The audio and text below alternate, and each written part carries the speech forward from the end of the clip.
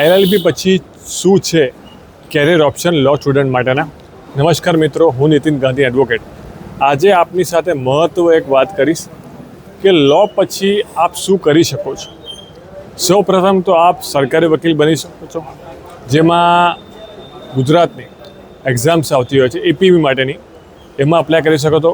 કાં તો આપ 7 વર્ષ વકીલાત કર્યા પછી સેશન્સ કોર્ટના PP માં અપ્લાય કરી શકો છો. સાથે સાથે JMFCની એક્ઝામ્સ જે આવતી હોય છે સ્ટેટની કાં તો બહારના સ્ટેટની, એમાં આપ અપ્લાય કરી શકો છો.